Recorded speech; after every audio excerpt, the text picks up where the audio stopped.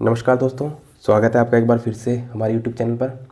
आज हम ज्योग्राफी की आगे क्लास कवर करेंगे जिसमें हम चंद्रमा को पढ़ेंगे। ठीक है, मून के बारे में स्टडी करेंगे और जानेंगे कि चंद्रमा का पृथ्वी से चंद्रमा का केवल 54% भाग ही हमें क्यों दिखाई देता है, पूरा चंद्रमा क्यों नहीं दिखाई देता। ठीक है, इसके बारे में समझेंगे और आज की क्लास से ही आपको क्लियर होगा चंद्र ग्रहण और सूर्य ग्रहण की आज नींव पड़ जाएगी।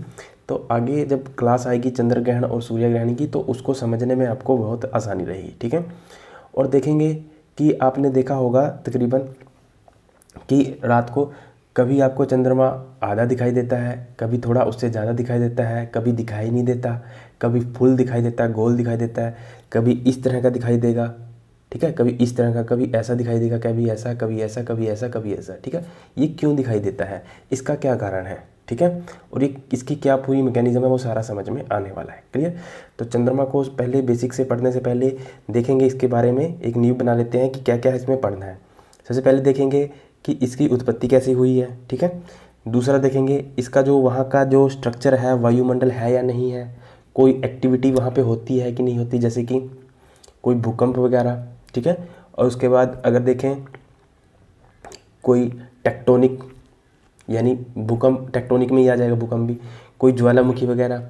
ठीक है, और वहाँ का जो स्ट्रक्चर है किस टाइप का है, क्या वहाँ जीवन संभव है या नहीं है। ठीक है, ये सारी बातें इसमें कवर की जाएंगी। ठीक है, तो आज के लेक्चर से आपको बहुत कुछ सीखने को मिलेगा और आपको जब नोट्स बनाओगे तो आप ऐसे ही चित्र बनाकर फिर आपने नोट्स तैयार करना। ठीक है, क्योंकि आज की क्लास से ही आपको चंद्र ग्रहण और सूर्य ग्रहण को समझने में आसानी रहेगी अगर आज की क्लास आप अच्छे से देखते हो।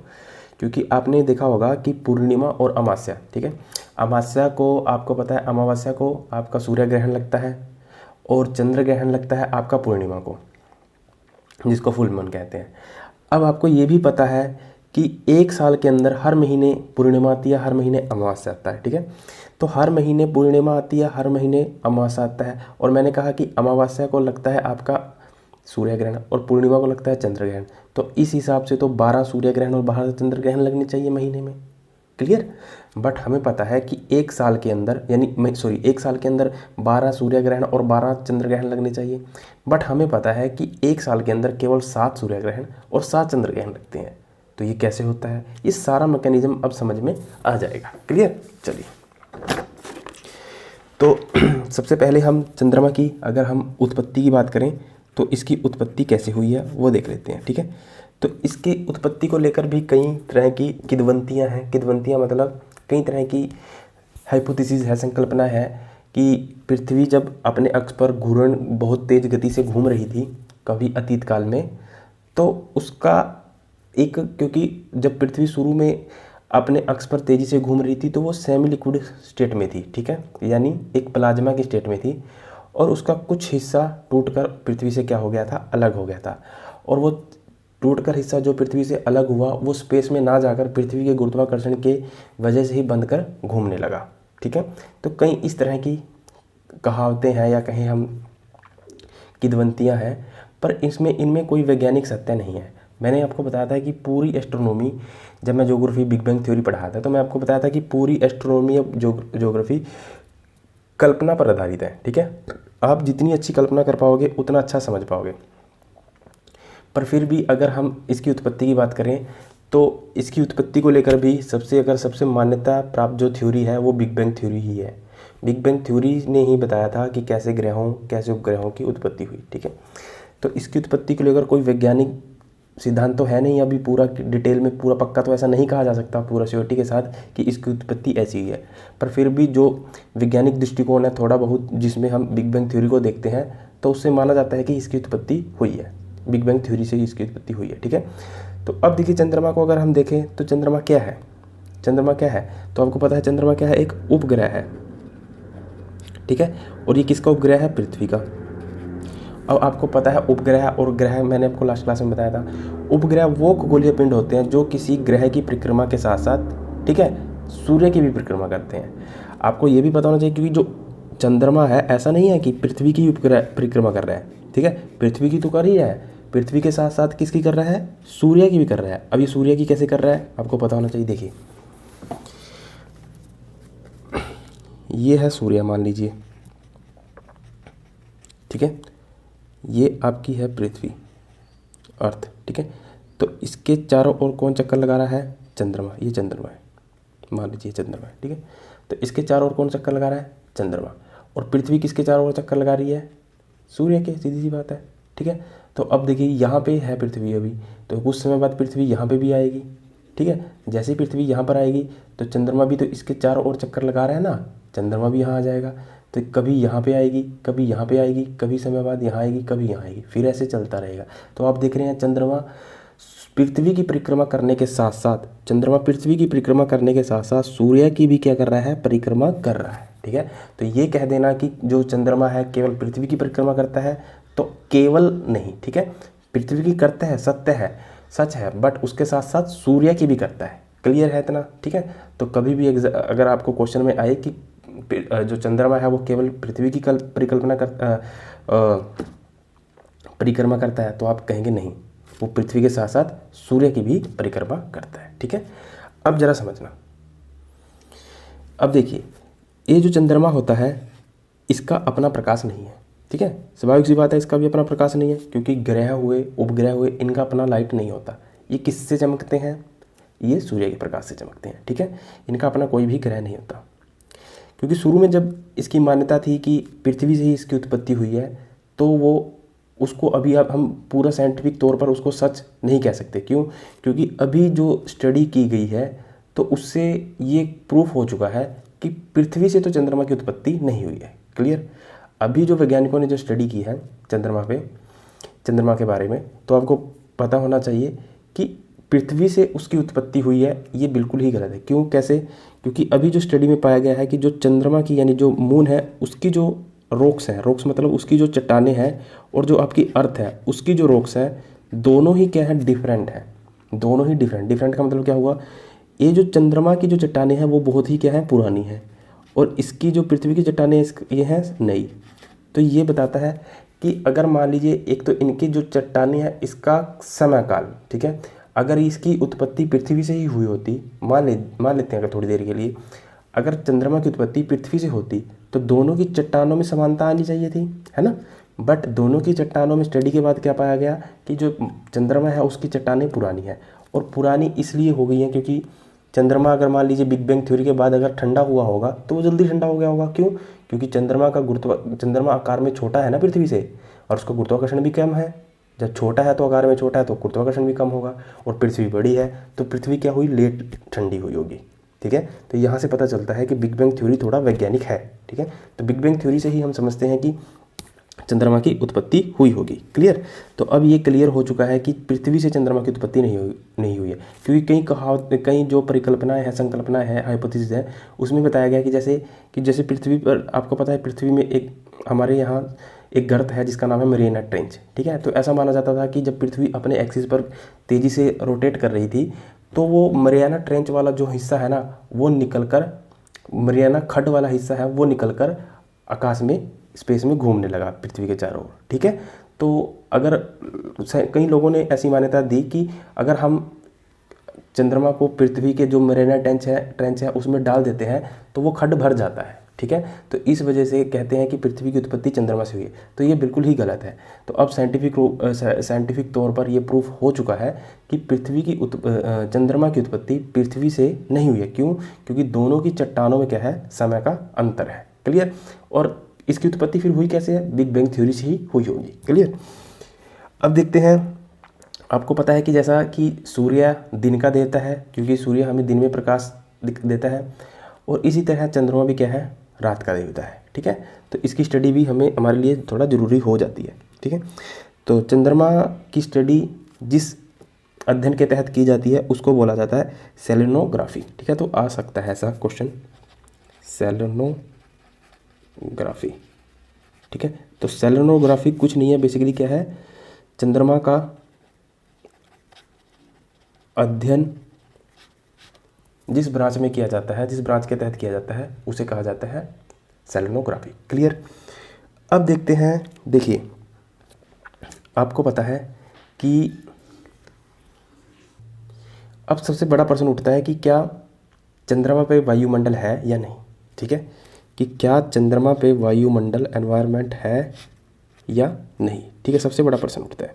देखिए, अगर हम कहते हैं कि चंद्रमा पे वायुमंडल है नहीं है, पहले हम ये मान के चलते हैं कि चंद्रमा पे वायुमंडल नहीं है, तब क्या होता है। देखिए, आपको पता है कि दिन के समय जो चंद्रमा का टेम्परेचर है वो लगभग 214 डिग्री सेल्सियस तक पहुंच जाता है। तो 214 डिग्री सेल्सियस कितना टेम्परेचर होता है।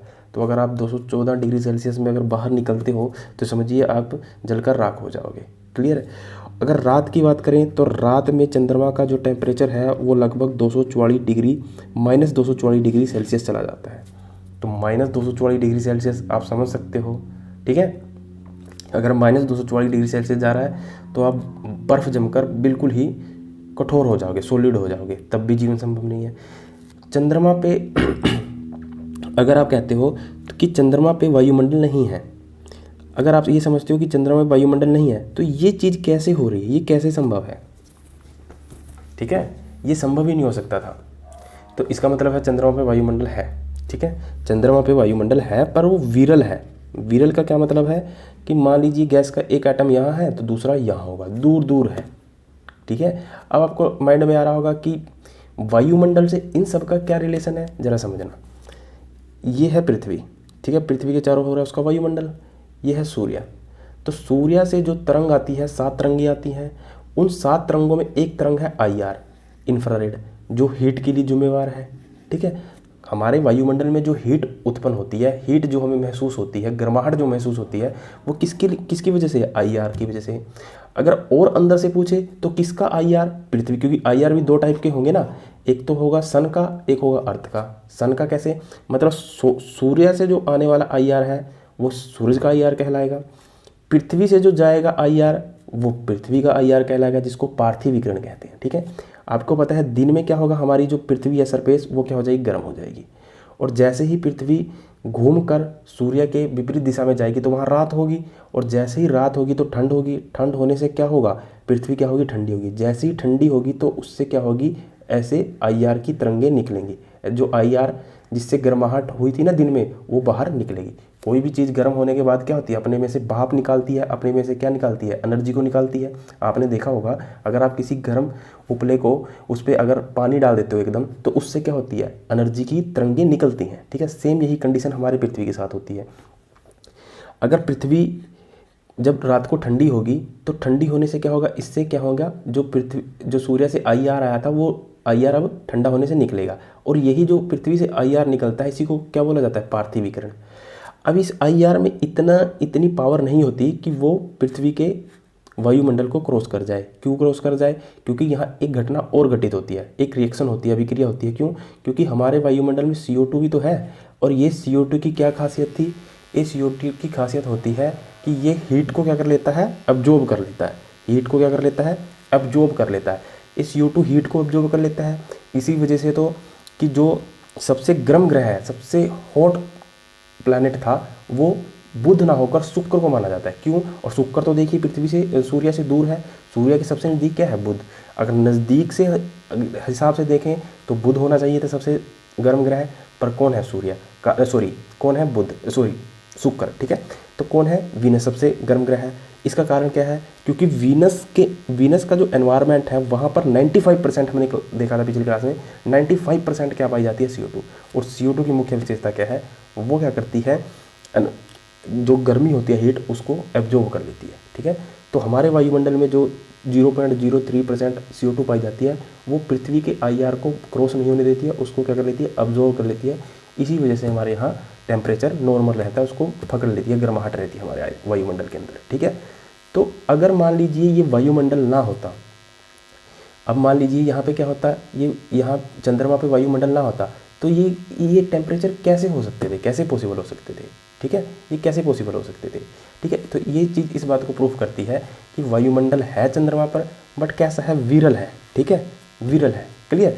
अब देखिए, आपको पता है कि मान लीजिए ये पृथ्वी है, ठीक है, ये पृथ्वी थी। अगर इसी IR को अगर यहाँ से बाहर जाना था, ठीक है। अब जरा ये भी समझना, देखिए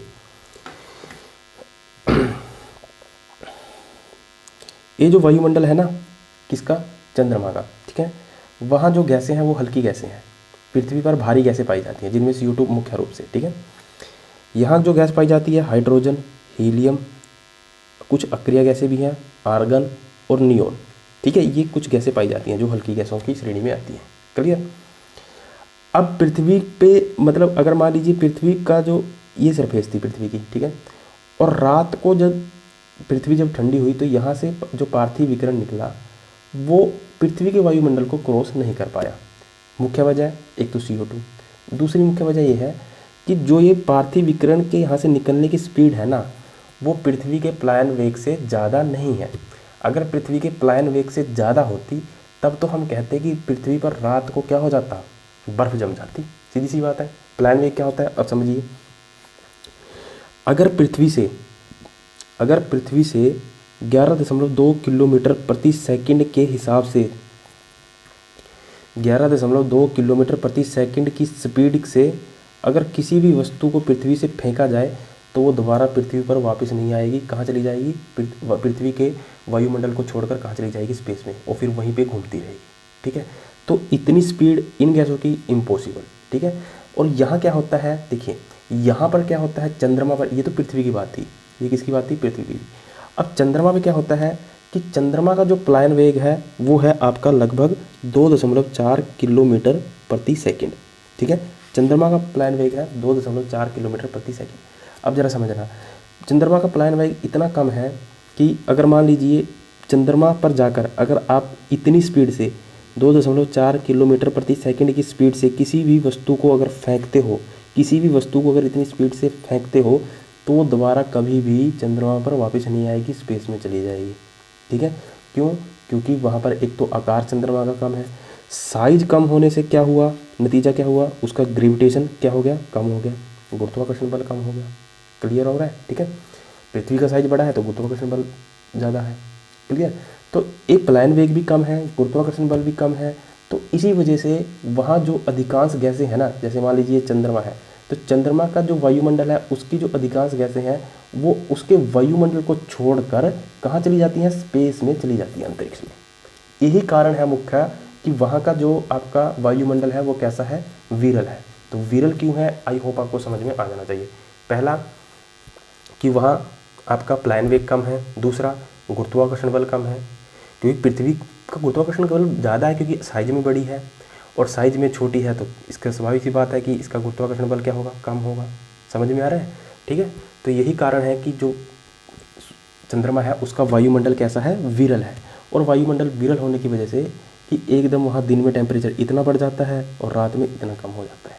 क्लियर, बट ये कह देना कि वहाँ पे वायुमंडल है ही नहीं, ये खुद में गलत हो जाता है। क्लियर, अगर हम गुरुत्वाकर्षण की बात करें तो जो पृथ्वी का गुरुत्वाकर्षण है बहुत ही चंद्रमा का गुरुत्वाकर्षण है बहुत ही कम है। ठीक है, अगर आप देखिए, अगर पृथ्वी की अगर तुलना करके बताया जाए, यानी अर्थ से अगर उसके कंपैरिजन किया जाए तो वो 1/81 बैठता है। ठीक है, यानी पृथ्वी के 1/81 भाग के तहत इतना बैठता है चंद्रमा का गुरुत्वाकर्षण। क्लियर, एक चीज़ और इंटरेस्टिंग है इसमें, जैसे मान लीजिए जैसे मैंने वेट का बताया था ना, अगर आप चंद्रमा पर किसी वस्तु का वेट तोलते हो, ठीक है, पहले आप क्या करिए, वेट करिए अर्थ पर, पृथ्वी पर आपने किसी वस्तु का वेट किया 60 kg आया।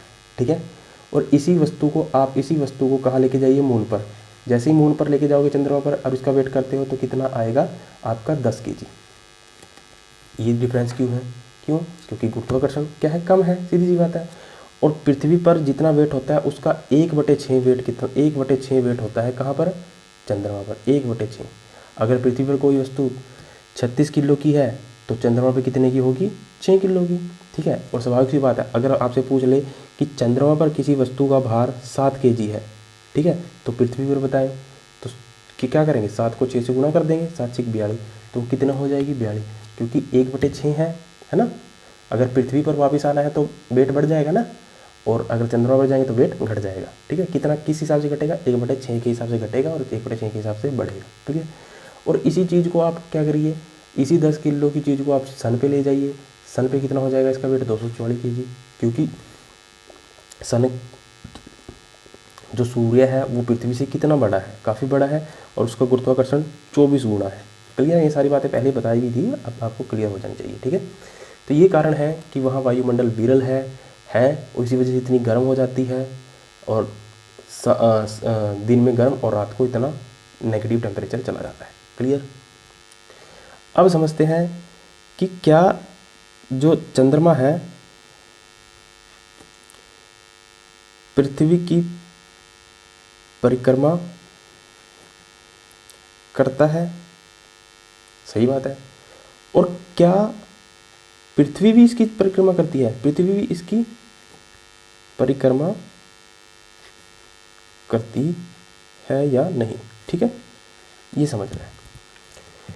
अब देखिए, ये तो पता है हमें कि चंद्रमा जो है, हमारा जो मून है, वो क्या करता है? पृथ्वी की परिक्रमा करता है। वो क्या करता है? पृथ्वी की क्या करता है? ये हमारी अर्थ है, तो इसकी क्या करेगा? वो परिक्रमा करेगा। और कैसे? पश्चिम से पूर्व। अब प्रश्न उठता है, क्या अर्थ भी चंद्रमा की परिक्रमा करती है? ये खुद में बड़ा ही इंटरेस्टिंग प्रश्न है। क्या अर्थ भी चंद्रमा की परिक्रमा करती है? तो देखिए, चंद्रमा मून अर्थ की परिक्रमा करता है, चंद्रमा पृथ्वी की परिक्रमा करता है, ये बात सच है। और कारण क्या है इसका? सिंपल है, क्योंकि अर्थ का क्या है? द्रव्यमान ज़्यादा है। द्रव्यमान ज़्यादा होने से गुरुत्वाकर्षण भी ज़्यादा है। ठीक है, गुरुत्वाकर्षण भी ज़्यादा है। और अपने गुरुत्वाकर्षण बल की वजह से जो हमारी पृथ्वी है, चंद्रमा को अपने चारों ओर क्या करती है? घुमाती है, खींचती है। ठीक है, बट आपको पता होना चाहिए कि जो चंद्रमा है ना, चंद्रमा भी पृथ्वी को अपनी ओर खींचता है, और पृथ्वी भी हमारी चंद्रमा की परिक्रमा करती है। दोनों एक दूसरे की परिक्रमा करती है। इसको कैसे प्रूफ करेंगे? देखिए, आप क्या करिए, मान लीजिए एक व्यक्ति है, आपने ये तो प्रैक्टिकल किया भी होगा। ठीक है, ये एक व्यक्ति है, इसका वेट है 100 kg मान लेते हैं। ठीक है, और एक ये छोटा व्यक्ति है, इसका वेट है मान लेते हैं 30 kg। ठीक है, तो अब मेरे को बताइए कि इस व्यक्ति ने क्या किया? बड़े व्यक्ति ने, जिसका वेट, इसको ए मान लेते हैं, इसको बी मान लेते हैं। ठीक है, ए ने क्या किया? बी को पकड़ा और चारों ओर क्या करने लगा? घुमाने लगा। चारों ओर क्या करने लगा? घुमाने लगा। चारों ओर क्या करने लगा? अपने चारों ओर घुमाने लगा। कैसे घुमाएगा? ऐसे घुमाता जाएगा, घुमाता जाएगा, घुमाता जाएगा, घुमाता जाएगा। ठीक है, ऐसे करके गोल गोल घुमाता रहेगा। पर एक कंडीशन ऐसी आई बीच में कि इस व्यक्ति का हाथ छूट गया, यानी ए का हाथ छूट गया बी से, या बी का छूट गया ए से, एक ही बात है। तो इस कंडीशन में क्या होगा? जो बी है वो बहुत ही ज़्यादा दूर जाकर गिरेगा। ठीक है, तो बी क्या होगा? बहुत ही ज़्यादा क्या होगा? दूर जाकर गिरेगा। गिरेगा, ये श्योर है। पर क्या इस कंडीशन में ए गिरेगा? तो स्वाभाविक सी बात है, ए भी गिरेगा। अब प्रश्न उठता है कि ए क्यों गिरा? ए का तो भार 100 किलो था, और ए तो इसको बी को घुमा रहा था। ऐसा तो है नहीं कि बी ए को घुमा रहा था। ठीक है, ए घुमा रहा था ना बी को, तो बी के गिरने से ए क्यों गिर गया? तो इसे प्रूफ हो जाता है कि दोनों, ए और बी दोनों एक फोर्स से बंधे हुए थे, और वो फोर्स क्या है? Common centre of gravity. ठीक है, वो कॉमन सेंटर ऑफ ग्रेविटी क्या होती है वो आगे आपको बताया जाएगा, जब चंद्र ग्रहण और सूर्य ज्वार भाटा आएगा। ठीक है, उसमें पूरा क्लियर बताया जाएगा। तो ये दोनों जो एक फोर्स से बंधे हुए थे, कॉमन सेंटर ऑफ ग्रेविटी से, यानी आप देखिए, आप क्या करिए आप खुद भी क्या करिए, आप अपने से एक छोटे बच्चे को लेकर ऐसे पकड़ के, जैसे बचपन में खेलते थे ना खेल, तो उसको चारों तरफ ऐसे क्या करिए, जैसे लड़कियां खेलती हैं, एक दूसरे की बाजू पकड़कर घूमती हैं, तो एक दूसरे छोटे बच्चे को आप क्या करिए, चारों दिशाओं में घुमाइए। तो आप फील करेंगे कि आप उस बच्चे को, छोटे बच्चे को घुमाने के साथ साथ आप भी उसकी परिक्रमा कर रहे हो, आप भी उसकी परिक्रमा कर रहे हो। क्लियर है? यानी पृथ्वी भी उसकी परिक्रमा कर रही है साथ के साथ। तो यहाँ से ये बात क्लियर हो जाती है कि चंद्रमा तो पृथ्वी की परिक्रमा करता है, साथ के साथ पृथ्वी भी चंद्रमा की परिक्रमा करती है। क्लियर? क्लियर? अब देखिए, जैसे हमारी पृथ्वी अपने एक्सिस पर 23.5 डिग्री झुकी हुई है, ठीक है, सेम चंद्रमा भी अपने एक्सिस पर 5 डिग्री झुका हुआ है। ये जो 5 डिग्री का झुकाव है ना, ये बहुत कुछ चीज़ें तय कर देता है। ठीक है, और यही तय करेगा, चंद्र ग्रहण और सूर्य ग्रहण में बहुत ही महत्वपूर्ण भूमिका को निभाएगा ये 5 डिग्री का झुकाव इसका। क्लियर? ये झुकाव कैसे हुआ? ये झुकाव कैसे हुआ? ऐसा माना जाता है कि जब अतीत काल में जब चंद्रमा था, तो उस पर क्या हुआ कि एक दूसरा ग्रह आकर उससे टकराया, और उस दूसरे ग्रह जब आकर किसी के वायुमंडल में आकर किसी दूसरे ग्रह से टकराता है, तो उसको हम क्या बोलते हैं? उल्का पिंड। ठीक है, तो कोई उल्का पिंड आकर इस चंद्रमा की सतह से टकराया, जहाँ से वो टकराया जहाँ टकराया आकर उल्कापिंड, वहाँ क्या कर दिया, बहुत बड़ा खड्डा कर दिया। और जैसे ही वहाँ पर खड्डा कर दिया तो जो चंद्रमा था पहले स्ट्रेट था, फिर ऐसे करके थोड़ा सा झुक गया। जैसे मान लीजिए ये व्यक्ति है, ठीक है, अभी इसका जो आपका ज्योग्राफिकल सेंटर क्या है, ये है, ठीक है, ज्योग्राफिकल सेंटर क्या है, ये है, सीधा खड़ा है, ठीक है।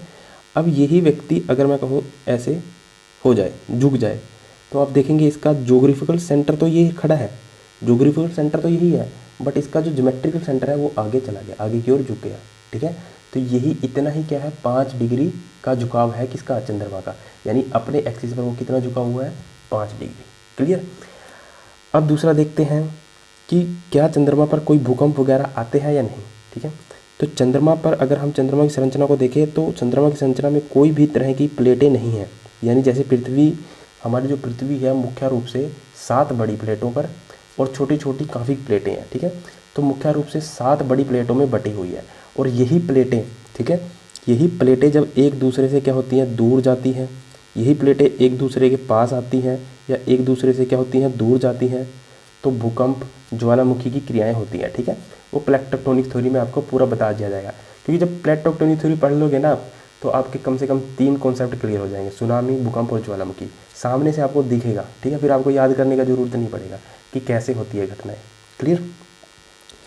तो यही प्लेटें पृथ्वी पर एक पूरा जो पृथ्वी का स्थलखंड का भाग है, भूपट्टी का भाग है, यानी स्थलखंड का भाग है, वो पूरा मुख्य रूप से 7 बड़ी प्लेटों में बटा हुआ है। और यही प्लेटें जब एक दूसरे की ओर गति करती हैं या विपरीत या एक दूसरे के सामने, ठीक है, या तो सेम दिशा में ऐसे या फिर एक दूसरे के विपरीत गति करती हैं, तब क्या होता है, भूकंप के झटके आते हैं और ज्वालामुखी उद्गार की क्रिया होती है। क्लियर। बट ऐसा देखा गया है कि चंद्रमा पर इस तरह की कोई भी प्लेटें नहीं हैं। तो प्लेटें नहीं हैं तो स्वाभाविक सी बात है, क्या वहाँ भूकंप आएगा, नहीं। तो वहाँ किसी भी तरह का कोई भी भूकंप या टेक्टोनिक एक्टिविटी नहीं होती है, ठीक है। बट वहाँ पर जब उल्कापात होते हैं, यानी उल्कापिंड वहाँ जब आते हैं, गिरते हैं आकर, तो उल्कापिंडों के गिरने से, ठीक है, उल्कापिंडों के गिरने से वहाँ कुछ क्या हो जाते हैं, खड्डे बन जाते हैं, खड्ड बन जाते हैं, खड्डे, ठीक है, वहाँ कुछ खड्डे बन जाते हैं। इसी तरह के कम से कम लगभग 30,000 खड्डे चंद्रमा पर पाए जाते हैं। क्लियर। तो उसमें कई आपकी कहावतें भी हैं कि पता नहीं किस ऋषि ने अपनी मृगछाला फेंक दी थी, तब वहाँ पे खड्डे बन गए या धब्बे बन गए। आप देखते हो ना, देखिए आप जब चंद्रमा को देखते हो रात को, तो आपको ना बीच बीच में कहीं पे ना काले काले स्पॉट दिखाई देंगे। वो काले स्पॉट कुछ नहीं है, वो क्या है, खड्डे हैं। क्लियर। क्योंकि वहाँ प्रकाश खड्डे में जा नहीं पाता, तो इस वजह से वो ब्लैक ब्लैक दिखाई देता है। क्लियर। तो चंद्रमा जब देखा होगा आपने, कुछ छोटे छोटे धब्बे दिखाई देते होंगे काले काले से, वो बेसिकली क्या है, क्रेटर है, खड्डे हैं वहाँ पर। क्लियर। और ऐसे बहुत खड्डे हैं वहाँ पर। जो सबसे बड़ा खड्डा है उसको कहा जाता है मारिया, ठीक है, मारिया सबसे बड़ा खड्डा वहाँ पाया जाता है, ठीक है। सेम वहाँ खड्डे के साथ साथ कुछ क्रेटर भी हैं, ठीक है। और इन्हीं खड्डों में एक खड्डा है जिसका नाम है मेयर इब्राहिम, ठीक है, मेयर इब्राहिम। इसको क्या बोला जाता है, सी ऑफ सोवर के नाम से इसको जाना जाता है। क्लियर। सी ऑफ सोवर के नाम से इसको जाना जाता है, ठीक है। ये तो थी चंद्रमा की कुछ बेसिक बातें। क्लियर। अब चंद्रमा का हमें जो सबसे इम्पोर्टेंट पार्ट समझना है वो ये समझना है कि पृथ्वी से चंद्रमा का, यानी जो हमारी अर्थ है, अर्थ से मून का जो हम भाग देख सकते हैं वो केवल 54% ही देख सकते हैं। 54% भाग ही क्यों दिखाई देता है, ठीक है, ये सबसे बड़ा क्वेश्चन है। और इसको समझने के लिए आपको ये जो मैंने चित्र बनाया है इसको समझना पड़ेगा, ठीक है, इसको पूरा डिटेल में जानना पड़ेगा। अब इसको समझने से पहले आपको कुछ चीज़ें समझनी पड़ेंगी, वो क्या है ज़रा समझिए। देखिए, आपको ये ऐसा ही आपको चित्र बनाना है, ठीक है। बेशक से आपको अगर ब्लैक स्केच नहीं है तो यहाँ पेंसिल के साथ कर लेना, जैसे मैंने यहाँ पे किया है, ठीक है, पेंसिल के साथ कर लेना, क्योंकि इससे आपकी समझ अच्छी होगी और आपका ज्ञान भी बढ़ेगा। क्लियर।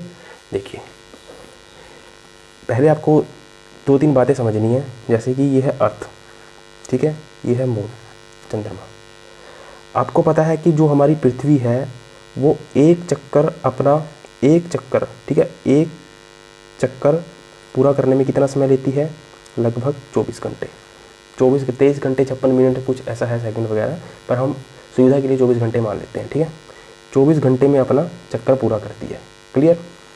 यानी कहने का मतलब हुआ कि ये जो हमारी ये पृथ्वी है मान लेते हैं, ठीक है, ये पृथ्वी है, यहाँ पर क्योंकि ये आपको पता है ना ये 3D है, और 3D का मतलब आप समझ चुके हो, मतलब पीछे भी है, समझ रहे हो ना। अगर मैं इसको थोड़ा सा और अच्छे से बनाने की कोशिश करूँ,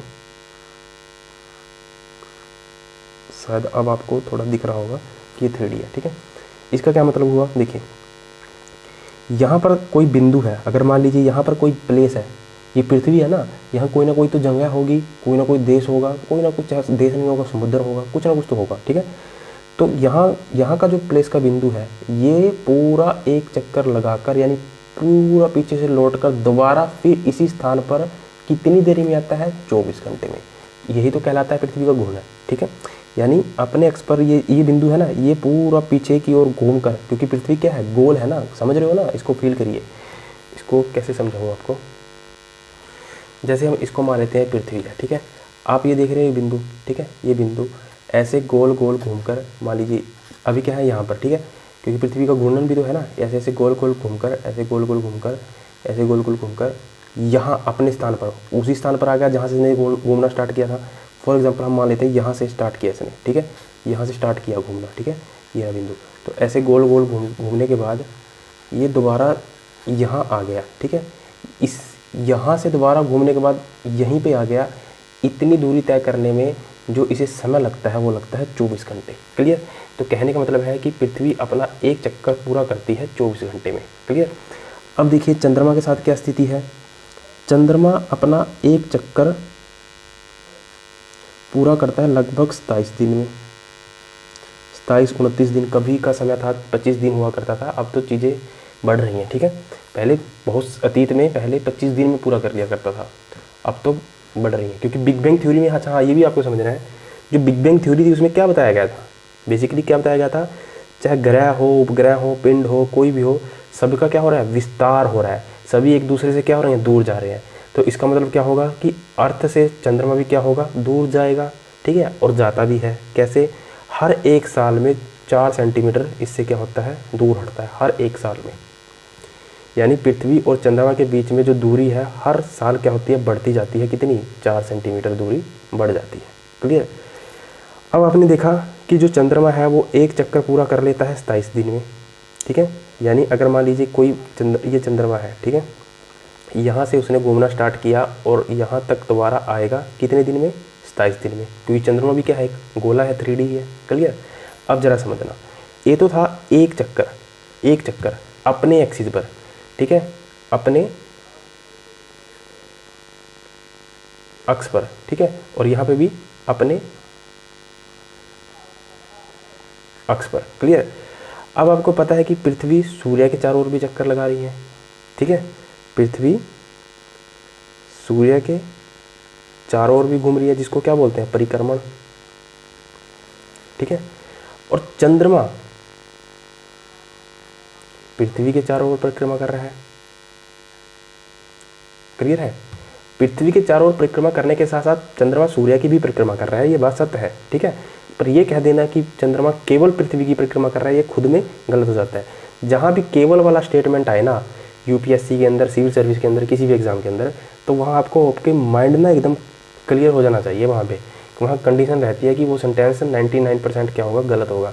1% हो सकता है सही हो, पर 99% चांस रहते हैं गलत होगा, ठीक है, केवल वाली चीज़ में। तो ये छोटी छोटी बातें हैं, बिठाते चले माइंड में। अब आपको पता है कि जो पृथ्वी है वो सूर्य के चारों ओर परिक्रमा करती है 365 दिन में। क्लियर?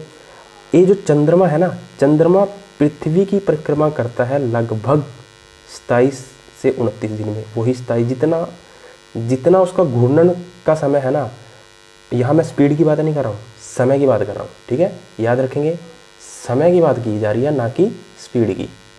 स्पीड अलग अलग हो सकती है।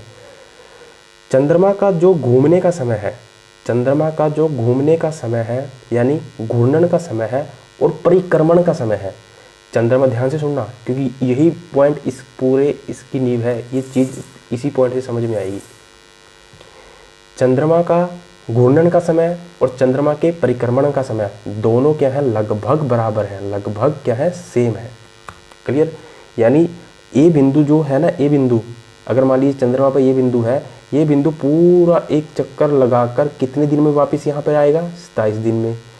और चंद्रमा भी पूरा, ये जो मान लीजिए ये पृथ्वी है, ये अर्थ है, तो चंद्रमा भी, मून भी क्या होगा, ये पूरा यहाँ से एक चक्कर लगाकर यहाँ दोबारा अपनी स्थिति पर कितने दिन बाद आएगा, 27 दिन के बाद। ठीक है। यही कारण है कि हमें चंद्रमा क्या होता है, आपको चंद्रमा का केवल हम 54% ही हिस्सा देख पाते हैं, यही कारण है मेन। ठीक है, अब समझ में आएगा। देखिए इसको ध्यान से देखना।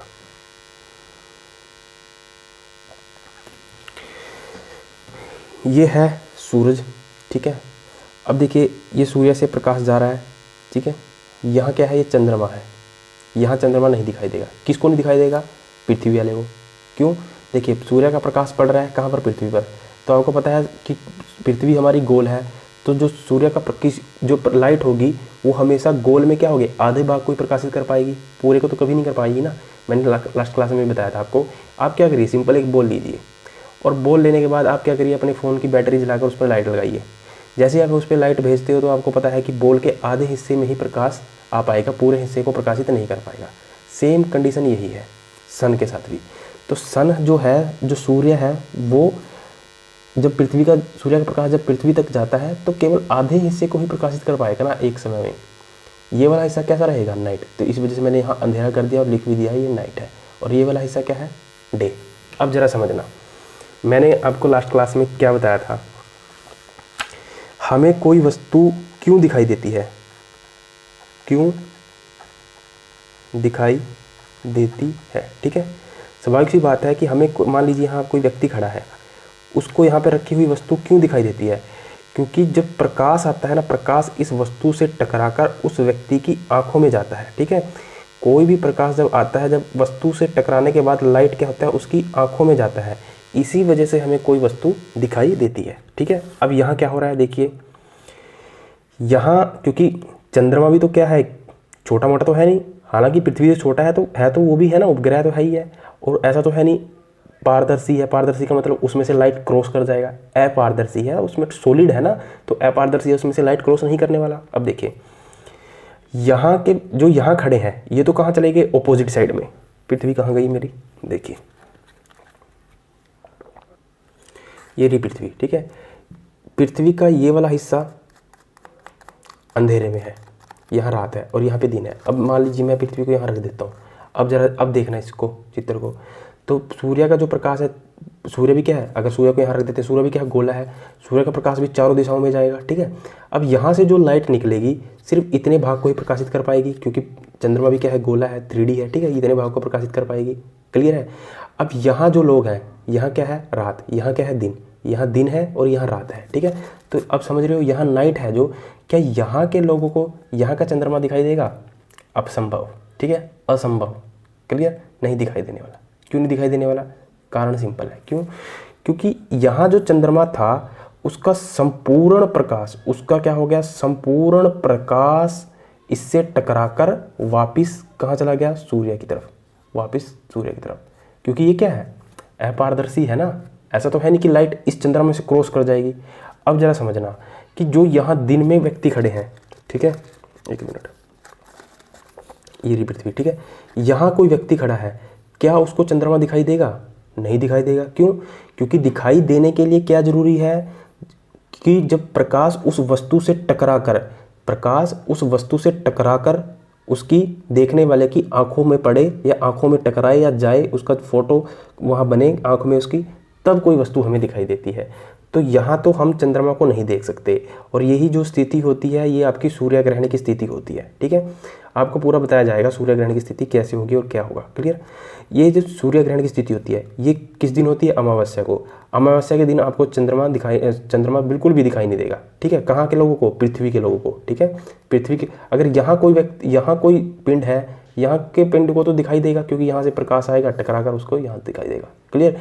तो यहाँ जो व्यक्ति खड़ा है दिन में, ना तो रात वाले को दिखाई दे रहा है चंद्रमा, क्योंकि वहाँ तो ये तो जो मान लीजिए ये भाग है, जो ये वाला भाग, ये तो क्या है सूर्य की तरफ, और ये क्या है सूर्य के अपोजिट, ये पृथ्वी है ना, सूर्य के अपोजिट है। तो यहाँ तो क्या है रात, अंधेरा है। तो अंधेरा है तो इसकी वजह से अब चंद्रमा इधर है, तो यहाँ के लोगों को तो बिल्कुल भी दिखाई नहीं देने वाला। यहाँ के जो लोग हैं उनको भी नहीं दिखाई देगा। क्यों नहीं दिखाई देगा? क्योंकि संपूर्ण सूर्य का प्रकाश इस चंद्रमा से टकराकर वापस हो जाएगा। ठीक है, इस वजह से यहाँ तक चंद्रमा की, यहाँ पे क्या होगा, चंद्रमा की सिर्फ क्या पड़ेगी, छाया पड़ेगी। यानी जो ये छाया है ना, क्योंकि आपको पता है ना लाइट, ये तो पता है ना आपको, जो लाइट है होती है वो क्या चलती है, स्ट्रेट लाइन में चलती है, सीधी रेखा में गति करती है। अगर मैं यहाँ पर कोई अपारदर्शी वस्तु रख दूँ, मान लीजिए मैंने कोई ईंट रख दी, ठीक है, तो अब ऐसा तो है नहीं कि प्रकाश इसको चीर कर अंदर से चली जाएगी, नहीं। तो क्या होगा, पीछे जो अगर मैं पर्दा लगाता हूँ एक, तो क्या होगा, इतनी परछाई क्या होगी, इतनी परछाई, ईंट की परछाई पीछे बन जाएगी। यानी इस एरिया में क्या होगा, इस एरिया में क्या होगा, अंधेरा होगा, बाकी सभी जगह क्या होगा, उजाला होगा। क्लियर। तो सेम कंडीशन यहाँ लाइट के साथ भी होता है। यानी जब सूर्य का प्रकाश इस चंद्रमा से टकराकर क्या होता है, वापस हो जाता है। इस वजह से यहाँ का जो व्यक्ति है, यहाँ का जो व्यक्ति है, यहाँ का जो व्यक्ति है, उसको ना तो दिन में दिखाई देता है, और रात वाले का तो मतलब भी नहीं है, क्योंकि वो क्या है, पृथ्वी के अपोजिट साइड में है। चंद्रमा ये रहा, सन ये रहा। ठीक है, अब देखिए क्या होता है, जब ये जो कंडीशन होती है, ये होती है अमावस्या के दिन। ठीक है, और अमावस्या के दिन क्या होता है, इसी को कहा जाता है न्यू मून। इसको क्या कहा जाता है, न्यू मून। ठीक है, न्यू मून के अंदर क्या होता है कि चंद्रमा बिल्कुल भी नहीं दिखाई देता, इसी को सूर्य ग्रहण भी कहा जाता है। उसको हम पूरा डिटेल में समझेंगे। अब जरा समझना, न्यू मून के बाद क्या होगा, कम से कम 4 दिन के बाद ये स्थिति आएगी। 4 दिन के बाद चंद्रमा यहाँ आ जाएगा। आपने देखा होगा ना, ये चीज़ तो आपने फील की होगी अपने रेगुलर लाइफ में भी, आपने देखा होगा। अच्छा, आप ऐसा करना, आज आपने रात को आप अपने छत पे जाना, और छत पर जाने के बाद आप ऑब्जर्व करना कि चंद्रमा इन आकृतियों में से कौन सी आकृति का दिखाई देता है। ठीक है, और फिर उसी चंद्रमा को आप कम से कम 4 दिन के बाद फिर देखना, फिर किस आकृति का दिखाई देगा, फिर 4 दिन बाद, फिर 4 दिन बाद, ऐसे 4 दिन का गैप डालकर देखना, फिर आपको सारा समझ में आ जाएगा कहानी क्या है। ठीक है, अब देखिए 4 दिन के बाद चंद्रमा कहाँ जाएगा, यहाँ जाएगा। अब ये क्यों आएगा, अरे भाई ये भी तो है ना, चंद्रमा पृथ्वी की परिक्रमा भी तो कर रहा है ना। कैसे, पश्चिम से पूर्व ऐसे परिक्रमा कर रहा है। ठीक है, ऐसे परिक्रमा कर रहा है पश्चिम से पूर्व, और पृथ्वी भी किसकी परिक्रमा कर रही है, इसकी, सूर्य की। ठीक है, ऐसे, और चंद्रमा ऐसे। तो अब क्या होगा, चंद्रमा जब 4 दिन के बाद यहाँ आ जाएगा। क्लियर, जब चंद्रमा 4 दिन के बाद यहाँ आ जाएगा, तो जो रात में जो यहाँ लोग हैं, क्या उनको दिखाई देगा, क्या रात में दिखाई देगा चंद्रमा यहाँ के लोगों को, यहाँ के लोगों को तो नहीं दिखाई देगा, पर यहाँ के लोगों को दिखाई जरूर देगा, यहाँ के लोगों को जरूर दिखाई देगा, इस साइड वाले को। क्यों दिखाई देगा, जरा समझना। अब क्या होगा कि अब सबसे पहले माइंड में प्रश्न आना चाहिए कि ये हमें अर्धचंद्र ही क्यों दिखाई देता है, ये चंद्र, क्योंकि चांद तो क्या है, मून जो है वो तो पूरा स्फेयर है, गोला है, पूरा क्यों नहीं दिखाई दे रहा, आधा ही क्यों दिखाई दे रहा। कारण सिंपल है इसका, क्या है कि जो सूर्य का प्रकाश है जितने भाग से टकराएगा ना, ये जो सूर्य का प्रकाश है ना, जितने भाग से इसका टकराएगा, मान लीजिए इतने भाग से टकराया ना, जितने भाग से टकराकर पृथ्वी तक जाएगा, उतना ही हिस्सा इसका हम क्या करेंगे, देख पाएंगे, उतना ही हिस्सा देख पाएंगे। ठीक है, अब आपको लग रहा है कि ये चंद्रमा, क्योंकि चंद्रमा जो है हिंदू मुस्लिम दोनों का ही क्या है, धार्मिक प्रतीक है। ठीक है, तो अब देखिए जितना चंद्रमा के, मान लीजिए इतने भाग से क्या हुआ, सूर्य का प्रकाश टकराया, और इतने भाग ही टकराने के बाद पृथ्वी पर जाएगा, और यहाँ खड़े व्यक्ति, यहाँ जो लोग होंगे, यहाँ खड़े व्यक्तियों को, या यहाँ रात के समय जो खड़े लोग होंगे, उनको इतना भाग दिखाई देगा। ठीक है, उसके बाद 4-5 दिन और बाद, यानी 7-8 दिन के बाद, 7वें 8वें दिन क्या होगा, सेम यही घटना, पृथ्वी का सूर्य से जो प्रकाश जाएगा, अब इतने भाग से चंद्रमा के टकराएगा, इतने भाग से टकराएगा, और टकराने के बाद यहाँ जाएगा। ठीक है, तो यहाँ जितने भी खड़े लोग हैं उनको इतना चंद्रमा दिखाई देगा। सेम 10-12 दिन के बाद कंडीशन यही होगी, यहाँ से जो प्रकाश जाएगा इतना टकराएगा, और यहाँ के लोगों को अब अंधेरे, अच्छा चंद्रमा दिन में तो दिखेगा नहीं, स्वाभाविक सी बात है, ना यहाँ दिखेगा, ना ये, इन तीनों में से दिन में दिखने वाला नहीं है। चंद्रमा दिखाई देगा रात को, क्योंकि रात का देवता है, स्वाभाविक सी बात है। कभी आपको लग रहा हो कि इनको दिख रहा हो, नहीं, इनको नहीं दिख रहा है। ठीक है, सिर्फ रात वालों को दिखेगा, और कितना दिखेगा, जितना वो सूर्य का प्रकाश उस पर पड़ेगा, और जितनी पड़ने के बाद लाइट पृथ्वी पर वापस जाएगी, उतना ही भाग दिखाई देगा। अब आती है सबसे बड़ी मिस्टेक। ठीक है, यह सबसे बड़ा डाउट जो आपके माइंड में है कि यहाँ से सूर्य का प्रकाश इतने भाग पर टकराने के बाद यहाँ दिखाई कैसे दे रहा है रात को, क्योंकि यहाँ क्या होगा 15 दिन के बाद क्या होगा, 15 दिन के बाद क्या होगा, यहाँ फुल मून की स्थिति होगी। ये जो स्थिति है ये है पूर्णिमा को, पूर्णिमा यानी पूर्ण हो गया, ठीक है, पूर्णिमा मतलब पूर्ण हो गया, पूर्ण चांद दिखाई देगा, पूरा गोल दिखाई देगा, ना ये अर्धचंद्रा ना अर्धचंद्रा की तरह भी नहीं दिखेगा, अर्धगोले की तरह भी नहीं दिखेगा, पूरा अर्ध सर्कल की तरह भी नहीं दिखेगा, पूरा गोल दिखाई देगा। अब आपके माइंड में प्रश्न आना चाहिए कि अच्छा ये अब ये है नहीं चंद्रमा कभी आप ये सोच रहे हो यहाँ से गति करके कहाँ गया, यहाँ गया, तो इन सब चीज़ों को क्या कर दीजिए, भूल जाइए, इन चीज़ों को भूल जाइए, सिर्फ यहाँ क्या है, पृथ्वी और चंद्रमा यहाँ गया। और चंद्रमा किन लोगों को दिखेगा, सिर्फ नाइट को लोगों को दिखाएगा ना। यहाँ अब यहाँ क्या है, दिन, तो यहाँ के लोगों को चंद्रमा दिखाई देगा, बिल्कुल भी नहीं, यहाँ के लोगों को नहीं दिखाई देगा, ठीक है। अब जरा समझना, यहाँ से लाइट जा रही है, यहाँ से लाइट जा रही है, अब यहाँ से लाइट जाएगी तो क्या होगा, पृथ्वी से टकरा कर वापस हो जाएगी। तो आपको पता होना चाहिए कि यार यहाँ से तो लाइट जाकर वापस हो रही है, और अभी आपने बताया है कि कोई वस्तु हमें इसलिए दिखाई देती है कि उस पर लाइट टकरा कर वापस आए, पर सारी लाइट तो यहाँ से टकरा कर वापस चली गई, सारी लाइट तो यहाँ से टकरा कर, क्योंकि आप देख रहे हो ना, अर्थ जो हमारी पृथ्वी है, पृथ्वी से आकार में छोटा है चंद्रमा, और बिल्कुल क्या पड़ रहा है, इसके पीछे पड़ रहा है, बिल्कुल क्या पड़ रहा है, पीछे पड़ रहा है, ठीक है, बिल्कुल इसके क्या पड़ रहा है, पीछे। तो यहाँ पर तो इसकी छाया पड़नी चाहिए ना, इतने हिस्से में तो क्या होनी चाहिए, पृथ्वी की छाया पड़नी चाहिए। तो यहाँ ये चंद्रमा दिखाई देने का तो मतलब ही नहीं है, ठीक है, क्योंकि कोई चीज़ हमें क्यों दिखाई देगी, जब उस पर क्या होगा, प्रकाश पड़ेगा और टकरा कर हमारी आंखों पर आएगा। क्लियर। बट मैंने आपको शुरू में बताया था ये कहानियाँ इतनी सिंपल नहीं है। क्यों, देखिए समझ में आ रहा है ना। देखिए जो अर्थ है, अर्थ का झुकाव है 23.5 डिग्री, ठीक है, मून है, मून का झुकाव है आपका 5 डिग्री, तो दोनों का झुकाव बैठ जाता है लगभग 28.5 डिग्री, ठीक है। और जो हमारी जो हमारा चंद्रमा है ना, वो ऐसे गति नहीं करता इसके चारों ओर ऐसे। देखिए जैसे मान लीजिए ये पृथ्वी है हमारी, ये क्या है, पृथ्वी, ये नॉर्थ पोल, ये साउथ पोल, ठीक है, ये क्या है, इक्वेटर 0 डिग्री, ये 23.5 डिग्री, ये साइड 23.5 डिग्री साउथ, ये कर्क रेखा, ये मकर रेखा, ठीक है। तो जो चंद्रमा है ना, वो 28.5 डिग्री नॉर्थ और 28.5 डिग्री साउथ ऐसे गति करता है, ऐसे ऐसे ऐसे गति करता है, ठीक है। ऐसे गति करते हुए ना, जो पृथ्वी की जो ऑर्बिट है, पृथ्वी जिस पथ पर अपनी गति कर रहा है और चंद्रमा जिस अपने पथ पर गति कर रहा है, दोनों के ऑर्बिट कभी भी पैरेलल नहीं होते, समांतर नहीं होते। यही मेन रीजन है, ठीक है। और यही मेन कारण है कि हर पूर्णिमा और हर अमावस्या को सूर्य ग्रहण और चंद्र ग्रहण नहीं लगते।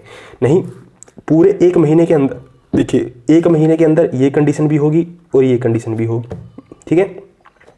हर महीने के अंदर ये कंडीशन भी होगी, ये कंडीशन भी होगी, अमावस्या भी आएगा, पूर्णिमा भी आएगी। और आप पढ़ते हो कि अमावस्या को सूर्य ग्रहण लगता है, पूर्णिमा को चंद्र ग्रहण लगता है, तो इस हिसाब से तो साल में 12 सूर्य ग्रहण 12 चंद्र ग्रहण लगने चाहिए, ठीक है। ऐसा नहीं है, ठीक है। हर अमावस्या हर पूर्णिमा को सूर्य ग्रहण चंद्र ग्रहण नहीं लगता। वो कब लगता है वो आगे की वीडियो में बताया जाएगा, पूरा इंटरेस्टिंग होगा, ठीक है।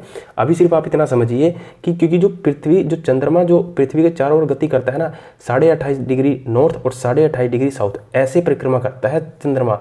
ऐसा नहीं है कि इसके यानी जिस ऑर्बिट पर पृथ्वी सूर्य की गति कर रही है, मान लीजिए सूर्य है, जिस ऑर्बिट पर पृथ्वी सूर्य का चक्कर लगा रही है, परिक्रमण कर रही है, उसी सेम ऑर्बिट पर आपका चंद्रमा नहीं करता, ठीक है। उसका ऑर्बिट अलग है। दोनों का जो ऑर्बिट है ना, एक दूसरे को ओवरलैप नहीं करता, यानी एक दूसरे को अध्यारोपित नहीं करता। अगर अध्यारोपित करता ना, फिर हर पूर्णिमा हर अमावस्या को क्या होता, आपका चंद्र ग्रहण और सूर्य ग्रहण लगता। यानी साल के अंदर 12 सूर्य ग्रहण और 12 चंद्र ग्रहण लगता, जबकि हम जानते हैं एक साल में 7 ही सूर्य ग्रहण और 7 ही चंद्र ग्रहण लगते हैं। क्लियर।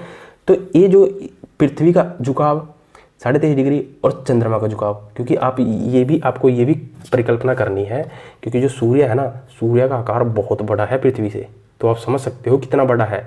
तो सूर्य के प्रकाश को जाने से इतना पृथ्वी नहीं रोक पाएगी, ठीक है। तो पृथ्वी का आकार तो बहुत छोटा है और चंद्रमा का उससे छोटा है। तो सूर्य का जो प्रकाश है पूरा यहाँ जाता है और इससे टकराता है, और टकराने के बाद यहाँ जो नाइट में लोग हैं इनको फुल मून दिखाई देता है, फुल मून पूर्णिमा के दिन, ठीक है। सेम 15 से 20 दिन के बाद यहाँ जाएगी कंडीशन, ठीक है। कंडीशन कहाँ जाएगी, 20 दिन के बाद यहाँ। तो यहाँ से जो सूर्य का प्रकाश जाएगा, इसके आधे भाग, जितने भाग से टकराएगा, सीधी सी बात है, जितने भाग से टकराएगा, यहाँ खड़े हुए अंधेरे में, नाइट जिधर नाइट है उधर खड़े हुए लोगों को उतना भाग दिखाई देगा। फिर 20 दिन के बाद, यहाँ 23 दिन के बाद ये कंडीशन आ जाएगी। अब सूर्य का प्रकाश जाएगा, जितने भाग से टकराएगा उतना भाग यहाँ के लोगों को दिखाई देगा, दिन वाले को तो बिल्कुल भी नहीं दिखाई देने वाला, ठीक है। सेम यहाँ पे क्या होगा, 27 दिन के बाद फिर यही घटना होगी, ठीक है। तो यहाँ से जितना टकराएगा, जितने भाग से चंद्रमा के टकराएगा उतना ही भाग से यहाँ रिफ्लेक्ट होगा, जितना रिफ्लेक्ट होगा ना, जितना भाग से टकरा कर रिफ्लेक्ट होगा उतना ही भाग उसको क्या होगा, दिखाई देगा। क्लियर, समझ में आ रहा है, ठीक है। तो यहाँ पे जो पूर्णिमा होती है ना, फुल मून होता है, तो फुल मून को यहाँ से सूर्य का प्रकाश जाता है, पूरा टकराता है और पूरा क्या होता है, वापस आ जाता है पृथ्वी पर। तो यहाँ के लोग जो अंधेरे में हैं, यहाँ आपको फुल चंद्रमा दिखाई देगा। आपको देखना, जिस दिन ये फुल चंद्रमा दिखाई देगा ना, समझ जाना कि उस दिन ये स्थिति हो रही है। और इसका कारण क्या है, क्योंकि ये एक ही एक्सिस यानी एक ही समांतर ऑर्बिट पर चक्कर नहीं लगा रहे हैं, ठीक है। क्योंकि जो सूर्य है ऐसे 28.5 डिग्री नॉर्थ और 28.5 डिग्री साउथ, सॉरी चंद्रमा है 28.5 डिग्री नॉर्थ और 28.5 डिग्री साउथ ऐसे परिक्रमा कर रहा है, किसके, अर्थ के चारों, ठीक है। तो इस वजह से, और एक कंडीशन आएगी सीजीगी और लीनियर पोजीशन। तो जिस दिन लीनियर पोजीशन होती है ना, यानी सूर्य, चंद्रमा और पृथ्वी तीनों एक लाइन में होते हैं, तब जाकर ग्रहण की स्थिति होती है। और ये सिर्फ क्या बोलते हैं, साल में 7 बार होती है, ठीक है। तो ये है कंडीशन, ये चंद्रमा की कलाएं हैं कि जो हम पृथ्वी से देखते हैं, है ना, पृथ्वी से हमें देखता है, कभी चंद्रमा ऐसा, कभी ऐसा, कभी ऐसा, कभी ऐसा दिखाई देता है। ये क्यों दिखाई देता है, आई होप आपको समझ में आ जाना चाहिए, ठीक है। अब समझना क्वेश्चन क्या था कि पृथ्वी से चंद्रमा का 54% भाग क्यों दिखाई देता है। कारण सिंपल है, ठीक है। हमने देखा था कि मान लीजिए एक ए नाम का व्यक्ति है और एक बी नाम का व्यक्ति है, ठीक है। ए नाम का व्यक्ति है और बी नाम का व्यक्ति है। अगर दोनों, ये ए नाम का व्यक्ति इसको पकड़कर अपने चारों ओर क्या करे, घुमाए, तो आप पता है ये भी घूम रहा है अपने एक्सिस पर, ये इसको घुमा भी रहा है, परिक्रमण भी करवा रहा है। तो अब जब भी आप किसी व्यक्ति को ऐसे हाथ पकड़ के ऐसे घुमाते हो ना, आप खुद देख लेना, आप ऐसे हाथ पकड़कर आप जब किसी व्यक्ति को घुमाओगे ना, तो उस व्यक्ति का आपको सिर्फ क्या दिखाई देगा, चेहरा। आपको पीछे का सर या पीछे की पीठ आपको दिखाई नहीं देने वाली, सिर्फ क्या दिखाई देगा, चेहरा। और ये कॉमन सेंस भी है, क्योंकि पृथ्वी, चंद्रमा क्या है, गोल। तो गोल वस्तु का हम कभी पूरा भाग तो नहीं देख पाएंगे, आधा भाग ही देख पाएंगे। और जितना भाग देख पाते हैं वो कितना है, 54%, ठीक है। और कारण क्या है, सिंपल, इसका कारण क्या है, एक कारण और भी है सिंपल। मेन कारण क्या है इसका, क्योंकि जो चंद्रमा है, मून है, उसका परिक्रमण पृथ्वी के चारों ओर परिक्रमण, ठीक है, और घूर्णन, घूर्णन का मतलब अपने एक्सिस पर, दोनों का जो समय है, दोनों का जो क्या है समय है, वो क्या है, लगभग बराबर है। 27-28 दिन है, ठीक है, लगभग 27-29 दिन है, तो 27-28 दिन है लगभग, ठीक है। तो दोनों का परिक्रमण काल और घूर्णन का काल, समय, परिक्रमण का समय, परिक्रमण समझ रहे हो ना, परिक्रमण क्या होगा, पृथ्वी के चारों ओर, ठीक है, पृथ्वी के चारों ओर, क्योंकि चंद्रमा है ना उपग्रह इसका, पृथ्वी का। और घूर्णन क्या होगा, अपने एक्सिस पर, पश्चिम से पूर्व। तो अपने एक्सिस पर और पृथ्वी के चारों ओर लगभग 27 दिन में ही पूरा समय करता है, 27 दिन में ही समय लगा देता है। यानी अपने एक्स पर घूमने में भी 27 दिन लगते हैं उसको, और सेम पृथ्वी के चारों ओर अपने एक्स पर घूमने के साथ साथ वो पृथ्वी के चारों ओर भी घूमता है, तब भी उसको कितने दिन लगते हैं, 27 ही दिन लगते हैं। इसी वजह से हम क्या करते हैं, पृथ्वीवासी चंद्रमा का केवल 54% हिस्सा ही देख पाते हैं, ठीक है। तो अगर आपको लिखने को आया कि चंद्रमा का पृथ्वीवासी चंद्रमा का 54% हिस्सा ही क्यों देख पाते हैं, तो आप ये चित्र बना देंगे और कारण बता देंगे। कारण क्या है कि चंद्रमा का जो घूर्णन काल है वो 27 दिन है लगभग, और परिक्रमण काल भी 27 दिन है। इसी वजह से हम पृथ्वी से चंद्रमा का केवल 54% भाग ही देख पाते हैं, ठीक है। तो ये थी चंद्रमा के बारे में कुछ बातें, ये आपको क्लियर हो जानी चाहिए। अगले एपिसोड में हम वो देखेंगे ग्रहण वगैरह।